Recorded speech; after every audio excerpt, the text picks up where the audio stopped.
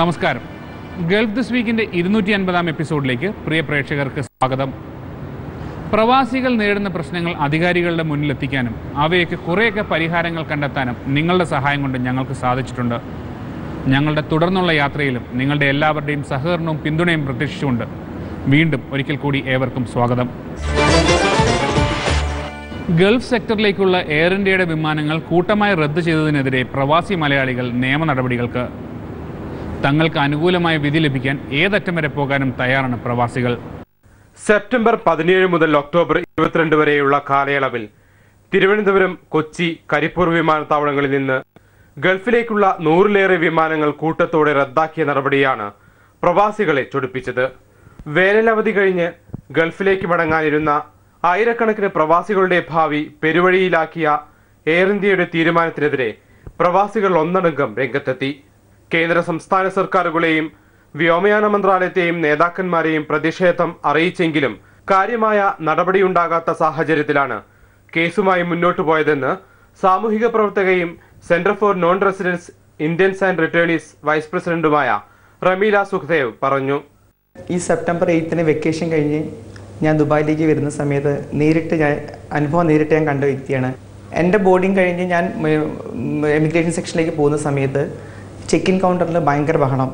നോക്കുന്ന സമയത്ത് എയർ ഇന്ത്യയുടെ ജിദ്ദ ഫ്ലൈറ്റ് ക്യാൻസൽ ചെയ്തിരിക്കുന്നത് യാതൊരു മുന്നറിയിപ്പില്ലാതെ 400ഓളം പാസഞ്ചേഴ്സ് ഉണ്ട്. അത് കണ്ടുകൊണ്ടാണ് ഞാൻ ദുബായിലേക്ക് കയറുന്നത്.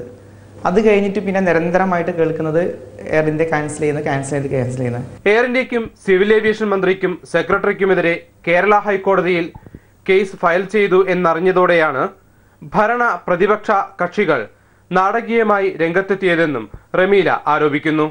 പ്രവാസി ക്ഷേമം കൊട്ടിഘോഷിക്കുന്ന പൊതുപ്രവർത്തകർ അതുവരെ എവിടെയായിരുന്നുവെന്നും ഇവർ ചോദിച്ചു.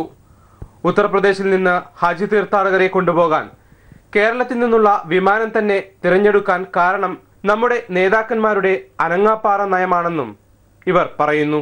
കേരളത്തിലായാലും കേന്ദ്രത്തിലായാലും ബന്ധപ്പെട്ട എല്ലാ രാഷ്ട്രീയ നേതാക്കളുടെ ഭാഗത്തുനിന്നും ഒരു സ്റ്റേറ്റ്മെന്റോ ഈ പ്രവാസികൾ ഏത് രീതിയിൽ എങ്ങനെ ഈ ക്യാൻസൽ ചെയ്ത ഫ്ലൈറ്റ് എങ്ങനെ റീഷെഡ്യൂൾ ചെയ്യാമെന്ന് പോലും ആലോചിക്കാൻ അവർക്ക് സമയമില്ലാണ്ട് ഇരുന്ന ഈ ആളുകൾ ഈ എയർ ഇന്ത്യക്ക് അഡ്വക്കേറ്റിന്റെ നോട്ടീസ് പോയതിന് ശേഷം ഈ റിട്ട് കോടതിയിൽ ഫയൽ ചെയ്തു എന്നുള്ള വിവരം കിട്ടിയപ്പോൾ ഇവർ ചൂടുപിടിച്ച ചർച്ചകൾ.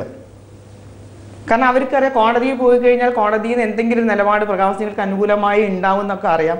അപ്പം അതിനെ കോടതി വിധിക്ക് വന്നതിൻ്റെ അടിസ്ഥാനത്തിൽ റീഷെഡ്യൂൾ ചെയ്യുക എന്ന് പറയുമ്പം അത് മൊത്തം കേന്ദ്രത്തിലും കേരളത്തിലും അധികാരികൾക്ക് അത് വളരെ നാണക്കേടാണ്.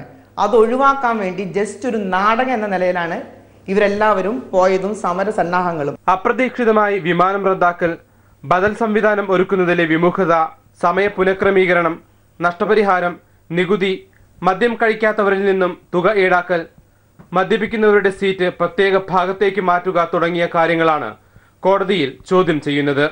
കേരള സെക്ടറിലേക്ക് സർവീസ് നടത്തുന്ന വിദേശ വിമാന കമ്പനികൾ ടിക്കറ്റ് നിരക്ക് ഉയർത്തുന്നതിന് ഉത്തരവാദികളും എയർ ഇന്ത്യയാണെന്ന് ഇവർ ആരോപിക്കുന്നു.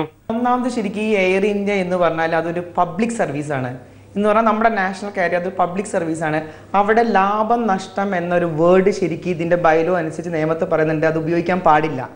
ഈ നമ്മുടെ എയർ ഇന്ത്യയുടെ ചാർജ് വർദ്ധിപ്പിച്ച കാരണം മറ്റ് പ്രൈവറ്റ് എയർലൈൻസ് നിർബന്ധിതരാകും. നമ്മൾ ഫോഴ്സ് ടു ഡു എന്നൊക്കെ പറയുന്ന മാതിരി അവർ ചാർജ് വർദ്ധിപ്പിക്കാൻ നിർബന്ധിതരാവുക ചെയ്തത്. അതിന് കാരണം എയർ ഇന്ത്യയാണ്. കൂട്ടത്തോടെ വിമാനം റദ്ദാക്കി യാത്രക്കാർ ദുരിതത്തിലായ പശ്ചാത്തലത്തിലും ബദൽ സംവിധാനം ഒരുക്കുന്നതിന് പകരം റദ്ദാക്കിയ വിമാനങ്ങൾ ദിവസങ്ങൾ കഴിഞ്ഞ് പുനഃസ്ഥാപിക്കുമെന്ന പ്രഖ്യാപനം മാത്രമാണ് അധികൃതർ നൽകിയത്. ഈ പ്രഖ്യാപനത്തിൽ ആശ്വാസം കണ്ടെത്തുകയായിരുന്നു നമ്മുടെ ഭരണ പ്രതിപക്ഷ വർഗങ്ങൾ. എയർ ഇന്ത്യയുടെ പക്കലുള്ള പുതിയ വിമാനമായ ഡ്രീം ലൈനർ കേരള ഗൾഫ് സെക്ടറിൽ സർവീസ് നടത്തി പ്രശ്നത്തിന് താൽക്കാലിക പരിഹാരം കണ്ടെത്തണമെന്ന് ഇവർ ആവശ്യപ്പെട്ടു. വാഗ്ദാനങ്ങളല്ല, നടപടികളാണ് പ്രവാസികൾക്ക് വേണ്ടത്. അത് നേടിയെടുക്കും വരെ നിയമ നടപടിയുമായി മുന്നോട്ടു പോകാനാണ് പ്രവാസികളുടെ തീരുമാനം.